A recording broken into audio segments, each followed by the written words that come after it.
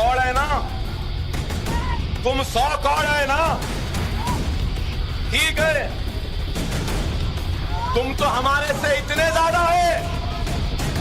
15 minute के लिए police को हटा लो, बता देंगे किसमें हिम्मत है, कौन ताकतवर है। 15 मिनट हटा लो। तो ऐसा नहीं लगता है कि काफी हद तक उसकी बात सही है? अगर ऐसा हो जाए तो लगभग आधा हिंदू एक झटके में साफ हो जाएगा। है क्या हमारे पास? हम लड़ेंगे किसी को तोप है वो, बोर बच्चा है, सालार का बेटा है, बहुत मुश्किल से समझा के बिठाना पड़ता उनको, बहुत मुश्किल से। और उनको समझाने वाले का नाम असदुद्दीन ओवैसी है, किसके बाप को नहीं सुनने वाला है छोटा। ना हम वंश वृद्धि कर रहे हैं, ना हम शस्त्र संचय कर रहे हैं।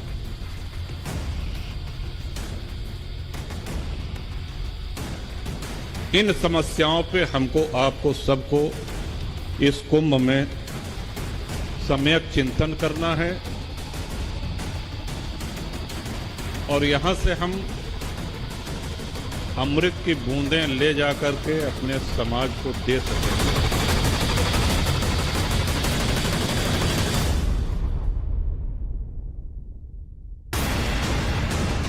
जिक्र 15 मिनट की चुनौती का है, मगर चिंता धर्म को बचाने की है। बहाना ओवैसी ब्रदर्स हैं, लेकिन जोर सनातन के प्रति समर्पण का है। कुंडा से विधायक रघुराज प्रताप सिंह उर्फ राजा भैया ने हिंदुओं को लेकर बहुत बड़ी बात कही है। 4 साल पहले जूनियर ओवैसी यानी कि असदुद्दीन ओवैसी के छोटे भाई अकबरुद्दीन ओवैसी ने 15 मिनट वाला जो एपिसोड स्टार्ट किया था, उस पर एक नए सिरे से बहस छेड़ दी है।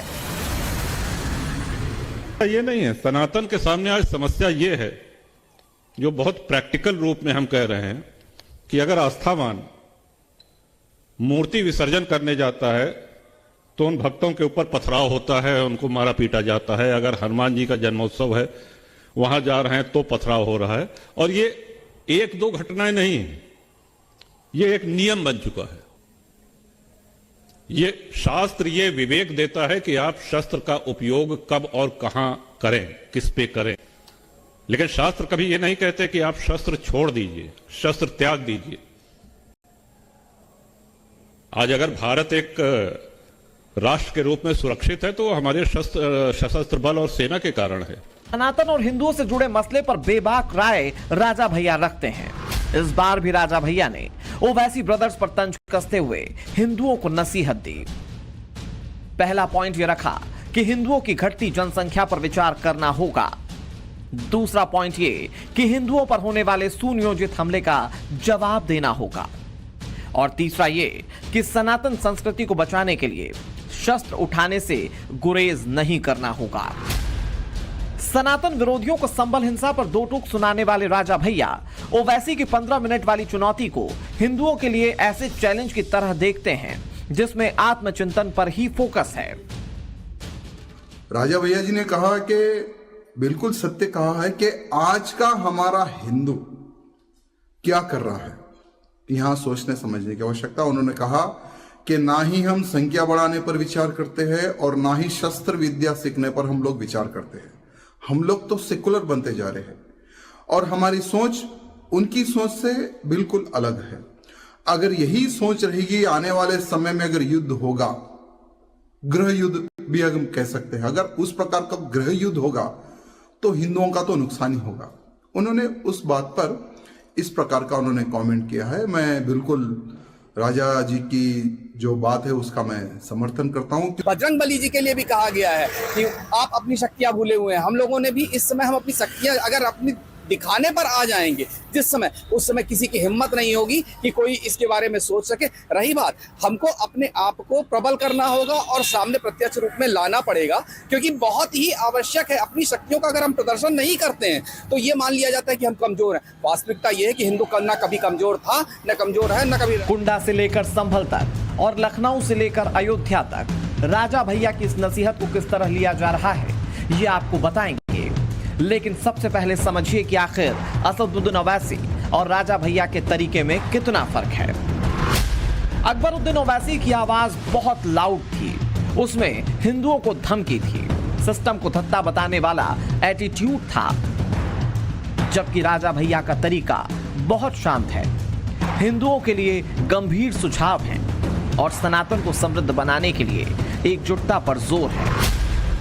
कहने के लिए ये ओवैसी वर्सेस राजा भैया का एक ऐसा एपिसोड है जिसमें एक तरफ भड़काऊ तकरीरें हैं तो दूसरी तरफ धर्म संकट की स्थिति।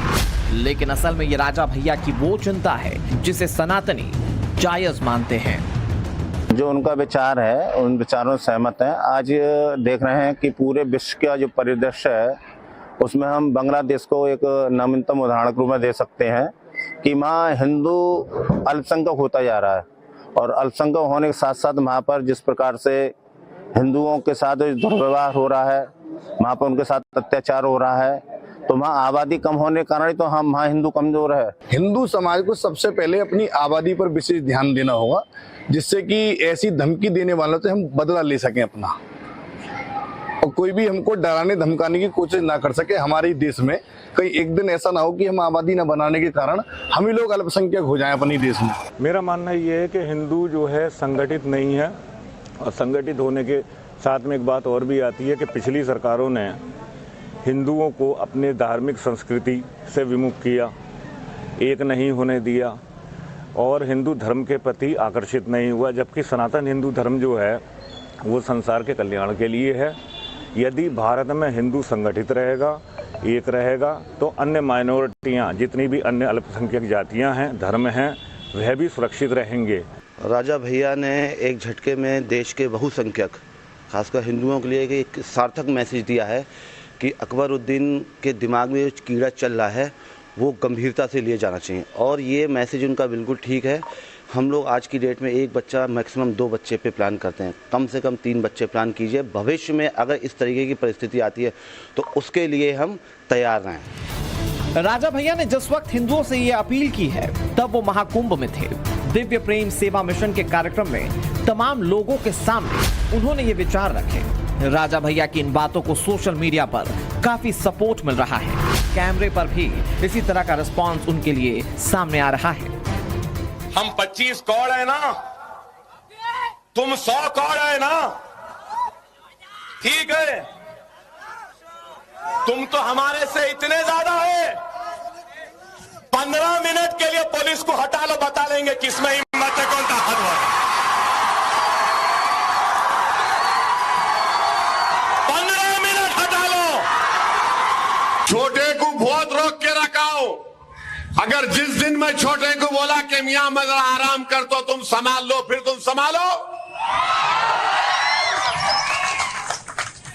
छोटे छोटे तुमको मालूम ही क्या है छोटा क्या है नहीं मालूम तुमको। तोप है वो, बोर बच्चा है, सालार का बेटा है। बहुत मुश्किल से समझा के बिठाना पड़ता उनको, बहुत मुश्किल से। और उनको समझाने वाले का नाम असदुद्दीन ओवैसी है, किसके बाप को नहीं सुनने वाला है छोटा। असदुद्दीन ओवैसी हो या फिर अकबरुद्दीन ओवैसी, दोनों भाइयों का एजेंडा एक जैसा है, मुसलमानों को भड़काना और सनातन के खिलाफ नफरती बयानबाजी। मुद्दा चाहे हैदराबाद का हो या फिर उत्तर प्रदेश का, ओवैसी ब्रदर्स की एंट्री जरूर हो जाती है। जबकि राजा भैया का अपना तरीका है, वो सनातन की बात करते हैं मगर उसमें वोट बैंक की फिक्र नहीं होती। क्या वाकई कुंडा तक अपनी सियासत की पारी को सीमित रखने वाले राजा भैया ओवैसी के बहाने हिंदुओं में जागृत की चेतना पैदा करना चाहते हैं? ये भी हमने समझने की कोशिश की। उन्होंने जो भी कहा वो एकदम सही कहा है, क्योंकि हिंदू पहले भी संगठित नहीं था, आज भी जैसे के तैसे ही हैं, और आपस में ही हम एक दूसरे को अलग दृष्टि से देखते हैं। वो लोग अपना संगठित होकर करते हैं, उनके पास हथियार है, वो जहाँ भी जाते हैं कुछ एक आदमी के बुलाने पे 10 लोग आते हैं। हमारे यहाँ ऐसा कुछ भी नहीं है। बात उनकी बिल्कुल कथन सही है, और इस पे हम लोग जो है बात इनकी 15 मिनट की कोई दिक्कत नहीं है। हिंदू सब एक है, हिंदू एक हो नहीं पा रहा है, बस हमें हिंदू एकजुट करना है। अब उनके बात से पूरी तरह सहमत है, और सब हिंदुओं को एक होना भी चाहिए। अब समय वो नहीं रहा कि हम लोग बटके रहें, जो बटेगा वो कटेगा, ये बिल्कुल सत्य है बात। हिंदू लगातार कमज़ोर हो रहा है, सरकारें उसको कमज़ोर कर रही हैं, उनका संवर्धन नहीं हो रहा, उनको बढ़ावा नहीं मिल रहा, उनको हथियार नहीं दिए जा रहे हैं, उनको रोजी रोजगार से नहीं जोड़ा जा रहा। कहने के लिए तो आज सरकार हिंदुओं की है, लेकिन सबसे ज़्यादा सुविधाएं उन्हीं को मिलती हैं जो हिंदुओं को काटने की बात करते हैं। तो सरकार को चाहिए कि इनका संवर्धन, इनको बढ़ावा, इनकी शिक्षा, इनका रोजगार से इनको जोड़े, ज़्यादा से ज़्यादा इनको जोड़े। राजा भैया ने जो कहा है बिल्कुल 100% सही कहा है। राजा भैया की बात से हम पूर्ण रूप से सहमत हैं। सरकार को चाहिए कि हिंदुओं को हथियार बनाने के लाइसेंस बनाने की छूट देनी चाहिए और हर हिंदू परिवार को कम से कम 3 बच्चे पैदा करने चाहिए, जिससे आगे चल के इन समस्याओं का सामना करने में हम भी सक्षम हो सकें। को भी सोचना चाहिए कि जो हम अलग अलग गुटों में हैं तो हमें संगठित होने की आवश्यकता है। तो ये रही बात वैसे की, तो उनको ऐसा नहीं बोलना चाहिए था। और जो हमारे राजा भैया हैं वो अच्छे लीडर हैं और उनका जो मिशन है कि हिंदुओं को एक रहना चाहिए, तो इस पर हम लोगों को काम करना चाहिए। जितने भागों में बटे हुए हैं तो उनको एकजुट के आ गई है जो हमको एक समान रहना चाहिए। राजा भैया का फोकस सनातन पर किस तरह है, इसके लिए आपको कुछ तस्वीरें भी देखनी चाहिए। बागेश्वर धाम के पीठाधीश्वर जब पैदल यात्रा निकाल रहे थे तो राजा भैया उसका हिस्सा बने। फिर बागेश्वर धाम पहुंचकर पंडित धीरेन्द्र कृष्ण शास्त्री से मुलाकात की। विधानसभा में जब उनकी मुलाकात मुख्यमंत्री योगी आदित्यनाथ से हुई तो पैर छूकर आशीर्वाद लिया। यही राजा भैया कई बार अखिलेश यादव की पॉलिटिक्स को सपोर्ट कर चुके हैं। धरती पे किसी देश में वक्फ बोर्ड नहीं है, सिर्फ भारत में है। किसी भी इस्लामिक देश में वक्फ बोर्ड नहीं है। वक्फ बोर्ड को 2013 में कांग्रेस ने जो शक्तियां दी, जरा उसका भी उल्लेख सुन लीजिए कि वक्फ बोर्ड का निर्णय वक्फ की ही अदालत करेगी। वहां पर जिले की कचहरी, उच्च न्यायालय, उच्चतम न्यायालय, इनका अधिकार, इनका सीमा क्षेत्र समाप्त हो जाता है। इन विधानसभाओं में मुस्लिम मतदाता की संख्या हिंदू से कम है। क्या वो लूट करके विधायक बन के आते हैं? या क्या हिंदू बाहुल्य जो विधानसभाएं हैं वो मुसलमान को वोट नहीं देती? इस हिसाब से तो यही लगता है कि सबसे बड़ा आश्चर्य धरती का यही हो गया कि जब 65% मुस्लिम है तो हिंदू कैसे जीत गया। सनातन और सियासत को एक ही तरह तराजू पर नहीं तौलते हैं राजा भैया। वो जब सियासत की बात करते हैं तो हित अपना देखते हैं, लेकिन जब बात धर्म की आती है तो फिर दायरा बहुत विस्तृत हो जाता है। संदेश सनातनियों को जगाने का होता है। हालांकि क्या वाकई में इसका जमीन पर असर दिखने वाला है, वो भी जरा सुनिए। राजा भैया का जो बयान है वो हमारे हिसाब से वह बयान काफी बेहतर है, क्योंकि हिंदू दोनों क्या तीनों काम नहीं कर रहा, जनसंख्या में वृद्धि भी नहीं कर रहा है और हथियार से भी मजबूत नहीं हो रहा है। इसलिए राजा भैया का बयान चीफ एंड बेस्ट है, बहुत ही बेहतर है। लोग कहते हैं कि ओवैसी भाजपा से प्रेषित है, मैं तो नहीं कर सकता, इसकी पुष्टि नहीं करता हूं, लेकिन ओवैसी साहब को भी अपने वाणी पर नियंत्रण करना चाहिए। ओवैसी और जो भी लोग इस तरह की वाणी को प्रयोग कर रहे हैं, उनसे मेरा निवेदन है कि भारत की अखंडता को बनाए रहिए, क्योंकि अगर हम इस मुट्ठी की तरफ बंध के रहेंगे तो किसी भी बाहरी देश को जवाब दे सकते हैं। अगर बिखर गए तो सारा खेल खत्म हो जाएगा। अपनी जनसंख्या को बढ़ाने की आवश्यकता है, ये कहीं भी दो तरफ विषय नहीं है। आज अगर जहाँ भी वो कम हुआ है, जहाँ भी वो घटा है, वहाँ पे निश्चित तौर से हिंदुओं की आबादी जब घटी है तो वहाँ से देश विरोधी ताकतें वहाँ बढ़ी हैं। इसलिए आज सब लोग ने एक मंच से आवाज, संतों ने भी ये कहा है कि हिंदुओं को अपनी जनसंख्या बढ़ानी चाहिए और शास्त्र तो हिंदू देवी देवताओं के साथ रहे हैं, तो शास्त्र के साथ हिंदुओं को शास्त्र की भी शिक्षा होनी चाहिए, इसमें कोई गलत बात नहीं है। कुंडा से हैदराबाद की दूरी करीब 1200 किलोमीटर है, लेकिन तय है कि ओवैसी इस पर चुप नहीं रहेंगे, उनका जवाब आएगा। लेकिन सवाल यह है कि क्या राजा भैया की बातों का उसी तरह से सपोर्ट करेंगे जैसा कि उन्होंने किया? उम्मीद कम है, क्योंकि ओवैसी का मिजाज और फितरत दोनों ही भड़काऊ रहते हैं।